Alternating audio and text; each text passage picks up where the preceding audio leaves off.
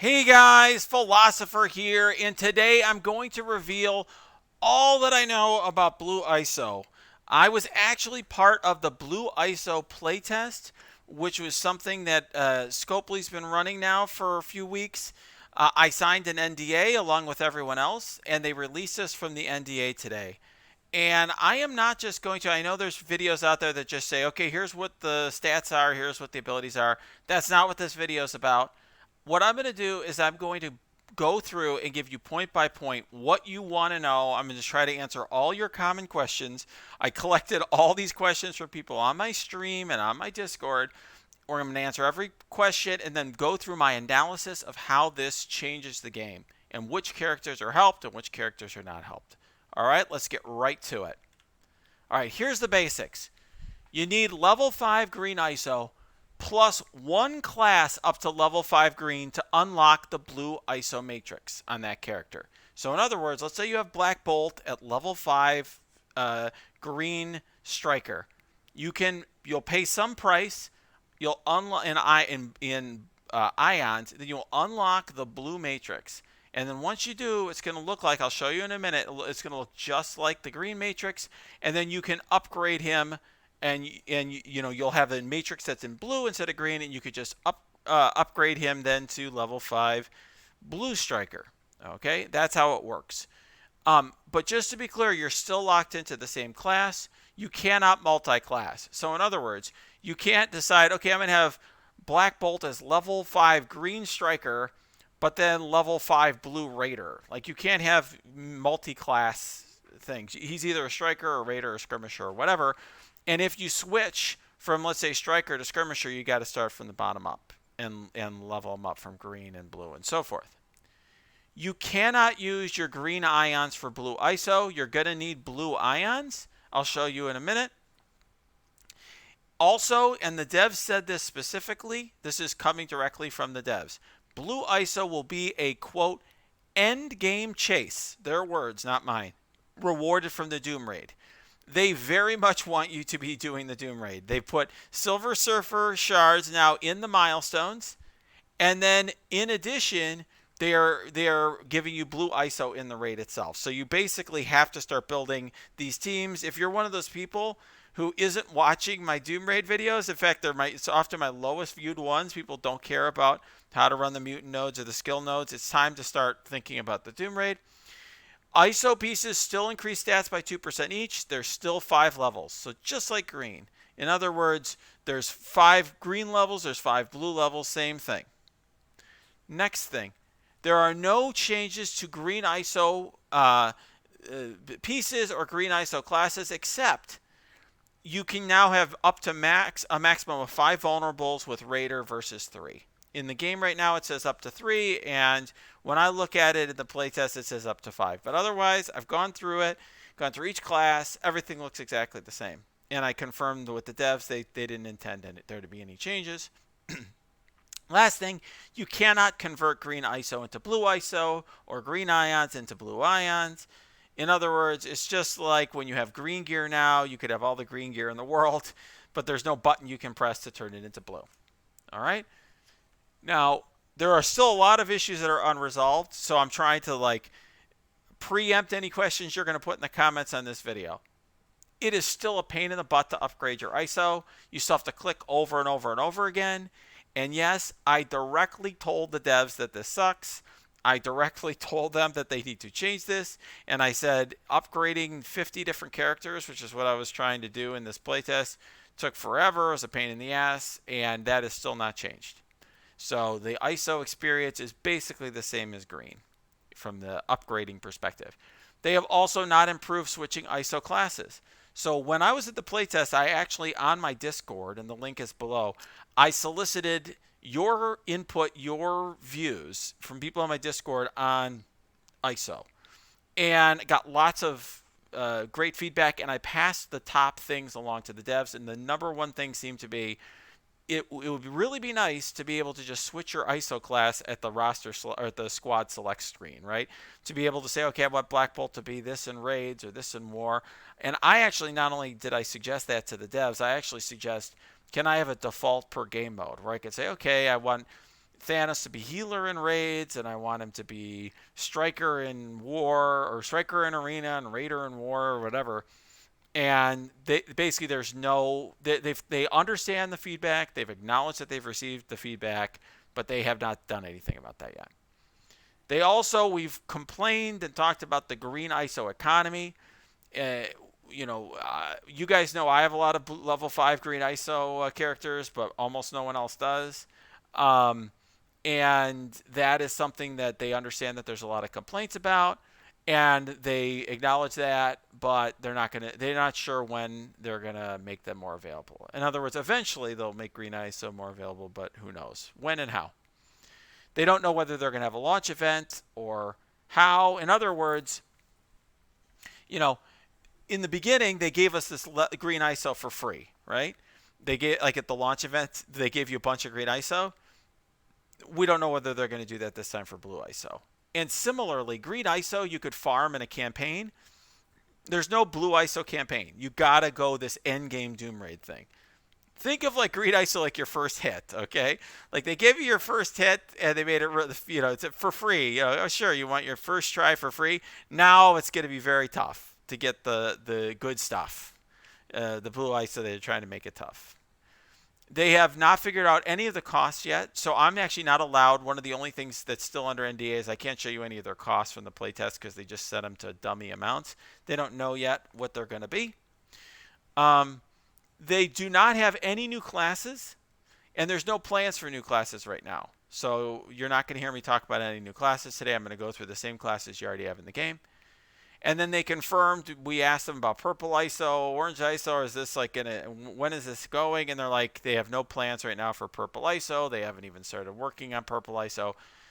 So don't expect that like every, 5 months we're going to get a new color of ISO or something. So we're blue is it for the foreseeable future. All right.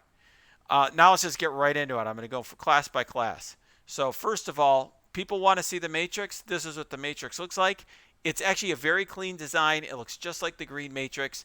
This stuff here is like actually a sparkly animated thing, like lightning around it, blue lightning. It actually looks pretty cool. You can see the blue ions up here. The amount means absolutely nothing. It's just a random amount of ions that I happen to have.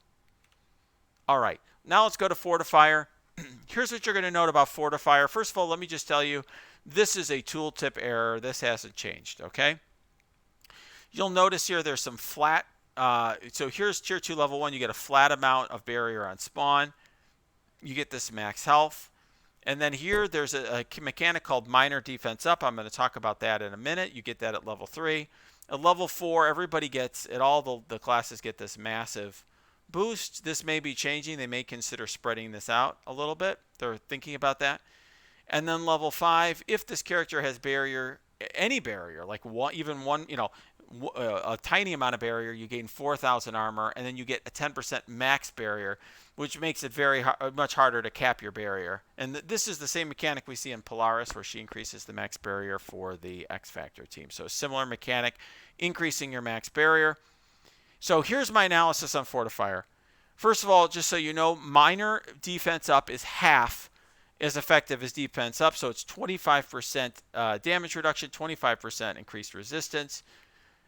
Minor defense up does not stack with defense up. So if you have both, the larger one applies. So, the bottom line is that what it's most helpful for is for tanks, for example, that don't have defense up. So I think Strife doesn't have defense up, or Sif. Those tanks will now have defense up. And the other thing is it can be hard to get rid of the minor defense up on a character, because it says, if you read the ability, you can scroll back in the video, it says on any ally turn, as long as you have barrier, you will get the minor defense up. So for example, let's say you've got Sif has her minor defense up, and then it gets cleared by a skirmisher. As soon as Loki takes a turn, then Sif gets minor defense up back, or whoever on her team takes a turn. And if you've got a bunch of Doom bots, or you got a bunch of Ultron bots or something, essentially, you're going to have a lot of turns potentially on your side, or if you're X Factor or whatever it is, as long as somebody on your side is taking a turn, you're going to be able to keep that minor defense up. This was done, by the way, in response to feedback that I gave and other people gave at the playtest that Fortifier sucks. currently in the game. And it does. It's the worst ability in the game. This was their attempt to increase it and improve it. I do understand that now you have to be into Blue ISO to feel that increase. And the devs understand that we don't like that. And, I don't know if or what they're going to do about that. All right. Next, these flat amounts. I am concerned about the flat amounts there. If you saw a second ago, it's like 10,000, 20,000, whatever it is. Over time, that's not going to scale well. It's kind of like these legacy characters in game that give like a flat amount of healing, like 10,000 healing. Over time, that I'm sure at the time that was impactful. Now it's not. On the other hand, it does help squishy characters. I think the reason they did that is to potentially make it so that you aren't just making your big beefy tanks fortifiers.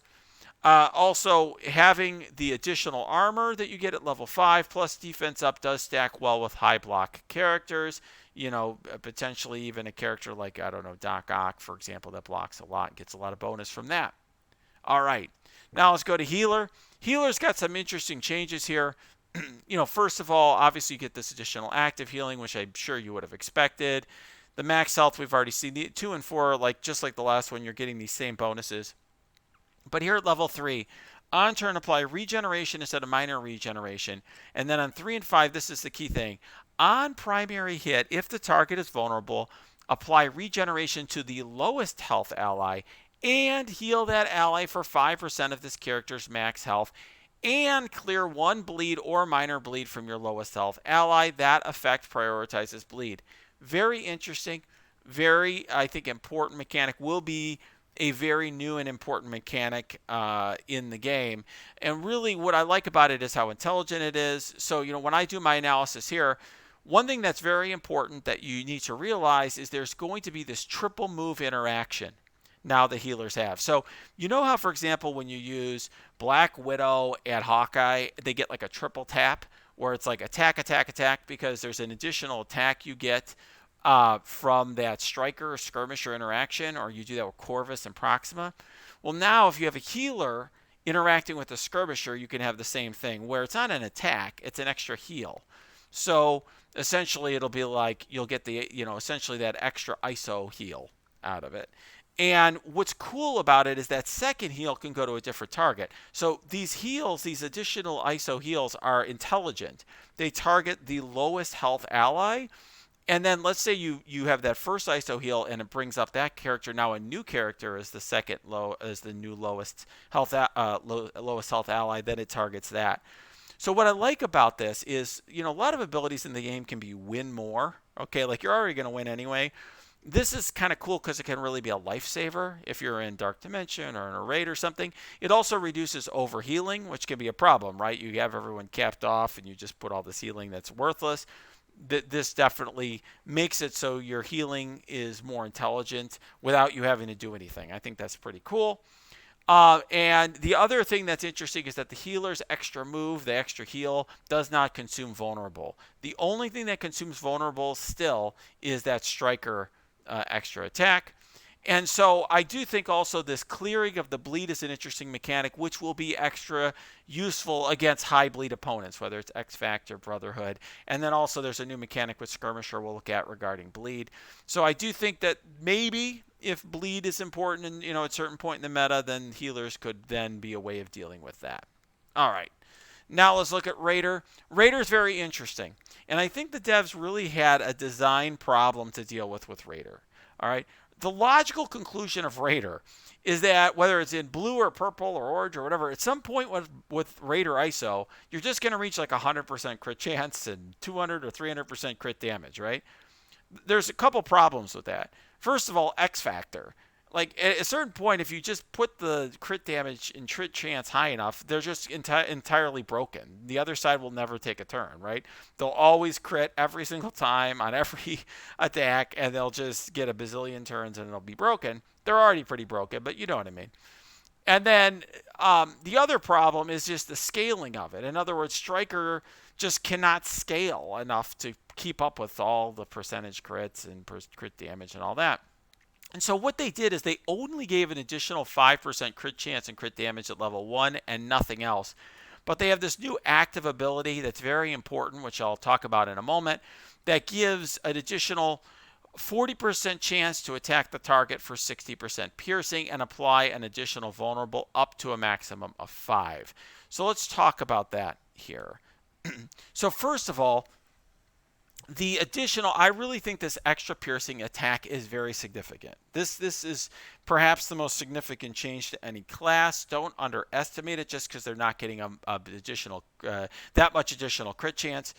So, but it is an important attack. Now, it's not an ISO attack. So, in other words, if you have your white tiger or your ghost, let's just say your ghost, because a lot of people are familiar with that.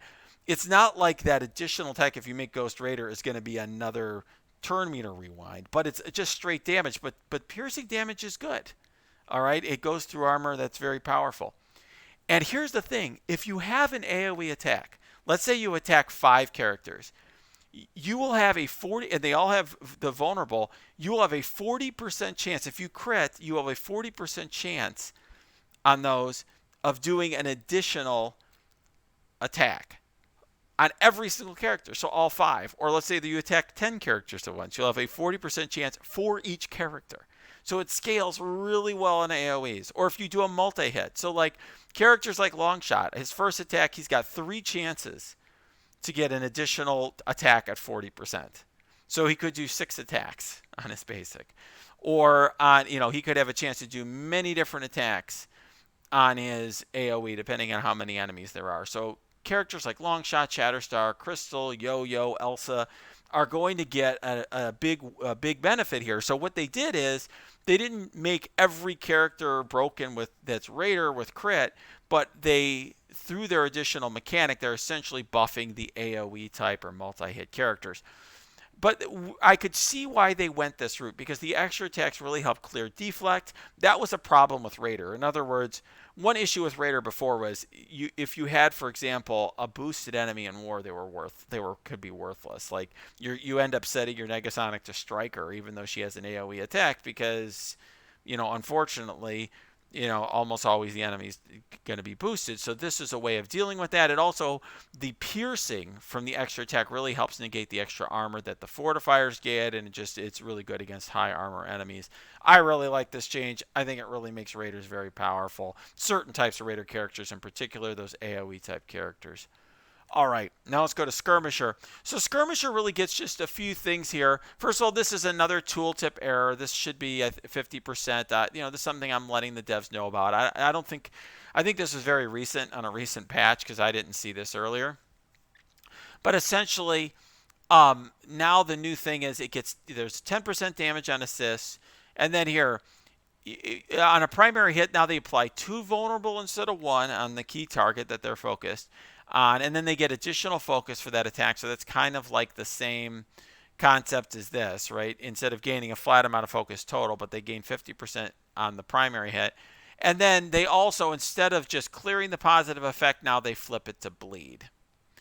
I have to say, to me, the changes to Skirmisher felt pretty underwhelming. I really, basically the changes are the flipping to buffs to bleeds instead of clearing. They get the extra focus. They add an additional vulnerable.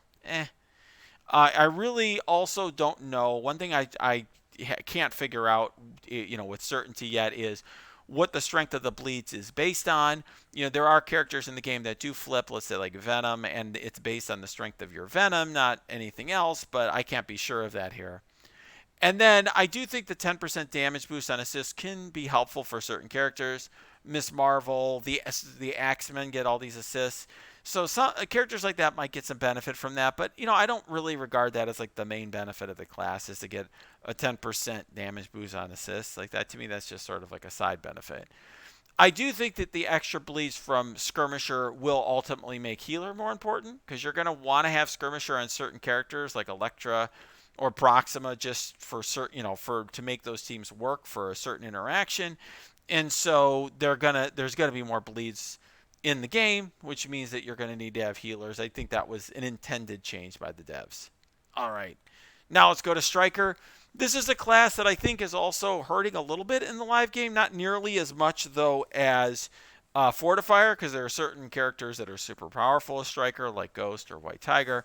But nonetheless, there are some changes here. There's obviously what you might expect in terms of a gain of damage, just like how you get damage in the green ISO. And then here, if the target's vulnerable, there's a life steal. All right, that's essentially what happens here. You end up stealing 10% of their max health, and then there's another damage gain at the end at level 5.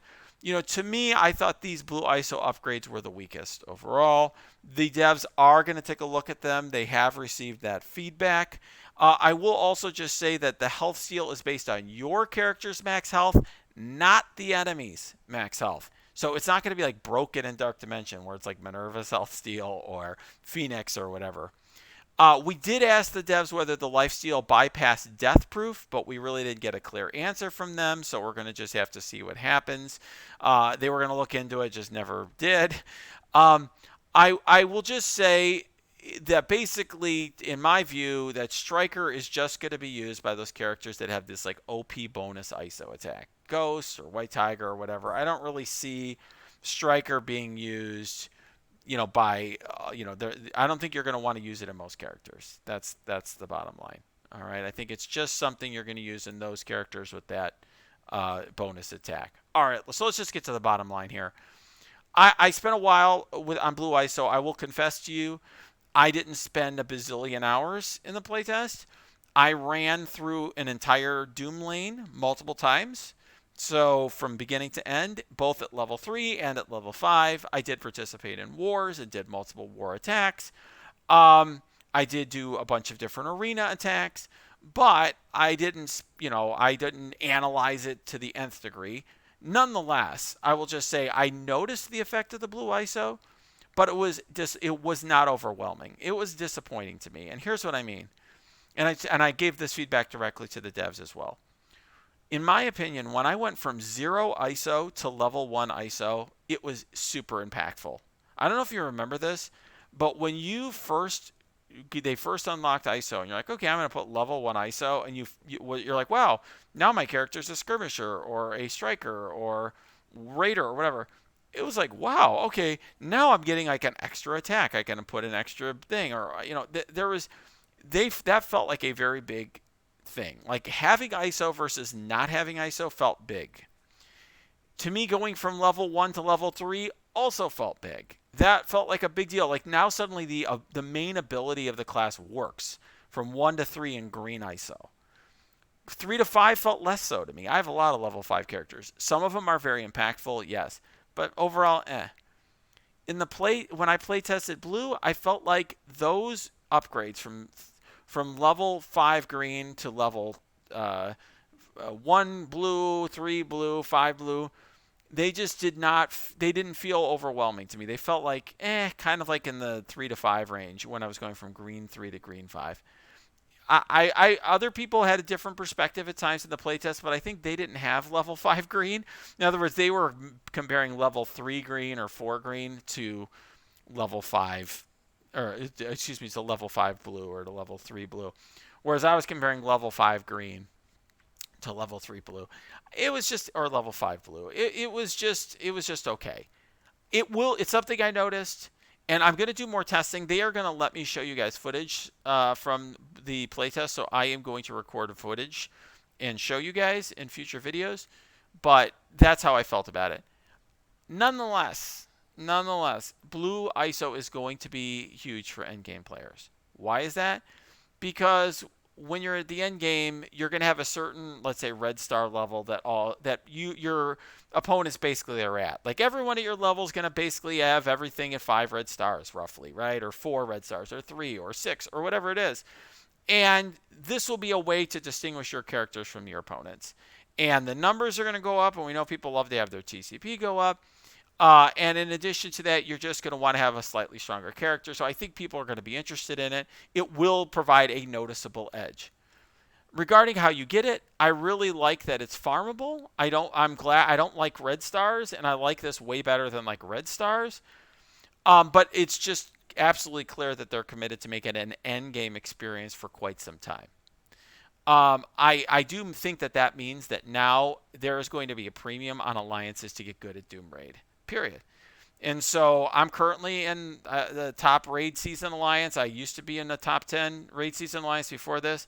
I think alliances that are, people are going to want to be in those alliances, right? Or they're going to be, for if your alliance isn't focused on Doom Raid now, it's time to start. So if you are ignoring my videos about Doom Raid, you might want to go back and look at those. You need to think about what characters to gear for the Doom Raid, because you're going to get Silver Surfer shards from the raid milestones, and you're going to get this blue ISO.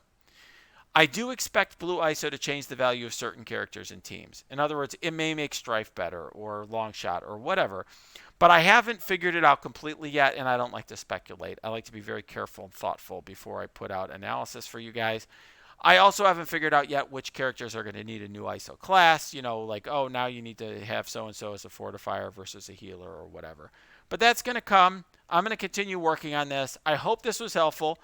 If you did like this video, please smash the like button, subscribe to this channel, and then go below to my Discord and give me feedback there. I am interested in feedback. I will pass feedback back to the devs. I am interested in that, and I do want to develop additional content. I'm on Blue ISO, and so your questions, your feedback, not only in the comments below, but also on the Discord are helpful. You can also check out my Twitch stream. That's where I develop content like this and do testing.